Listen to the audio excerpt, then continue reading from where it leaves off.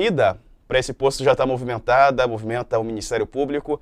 É assunto da coluna da Carolina Brígido. Ela disse que integrantes do MPF estudam uma estratégia para convencer Lula a seguir a lista tríplice na escolha do PGR, né? Procuradores defendem que só apresente candidatura quem de fato tem as chances de ser escolhido para o cargo. Vou lembrar que Lula tem evitado falar na sucessão de Augusto Aras e perguntado se seguiria a lista da categoria para escolher o próximo ocupante para esse cargo. Ele tem dito que ainda não tomou essa decisão. Pessoas próximas a Lula também veem a saída da vice-procuradora-geral da República, Lindora Araújo, como condição necessária para a abertura de diálogo entre o novo governo e Augusto Aras. Ela que aparece aí no seu vídeo, Lindora é vista como a mais bolsonarista e próxima da família do presidente. A vice-procuradora-geral atua em matéria penal junto ao Supremo Tribunal Federal, o que abre a possibilidade dela, eventualmente, requerer a abertura de inquéritos contra integrantes do futuro governo. Um caso que envolve Lula, inclusive, já está sob a análise dela. Primeira pergunta que te faço. Sua avaliação, Kennedy, tem que sair da lista tríplice ou não o indicado do novo presidente? Eu acho que é legítimo o Lula fazer uma reflexão sobre esse tipo de indicação. Foi muito importante ele prestigiar o Ministério Público. Em 1988, com a Constituição, toda a autonomia dada ao Ministério Público e a importância, porque ele é o fiscal da lei, o representante da sociedade, ter um Ministério Público forte, atuante, é importante numa democracia. Mas a gente viu na entrevista que a gente fez há pouco com o Flávio Dino, futuro ministro da Justiça, uma crítica direta, né, ao Ministério Público, como ele atuou nos últimos anos, especialmente a questão da Lava Jato. Há ali no PT um incômodo em relação à gestão do Rodrigo Janot. Eles entendem que o Janot poderia ter contido excessos da Lava Jato no cargo de procurador-geral da República. Vem o Augusto Aras do Bolsonaro e muda completamente o sinal. Você teve um chefe da Força Tarefa, doutor Dallagnol, que está eleito deputado federal, que atuava politicamente, tanto que virou político, né? Acho que a Lava Jato está muito carimbada como um movimento político que o Ministério Público fez, e aí é muito ruim, porque eles não foram eleitos, eles são uma burocracia de Estado, eles não podem atuar como partido político. Acho que o Lula vai chutar essa bola para frente, ele tem tempo, né? O mandato do Aras vai até setembro.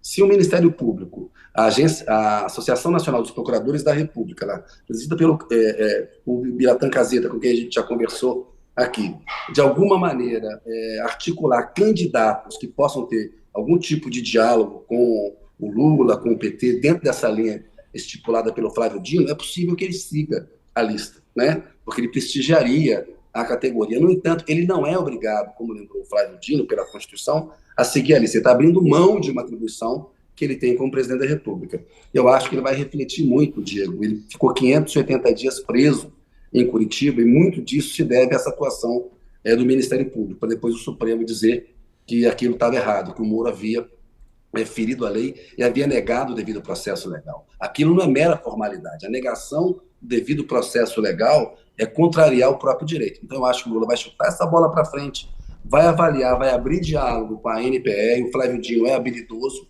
vem do mundo jurídico, foi juiz de direito. Ele passou em primeiro lugar no concurso em que o Moro foi aprovado. E a gente vê que o Flávio Dino, ele domina em Culto e Bela muito melhor do que o Moro dominava, né? E domina.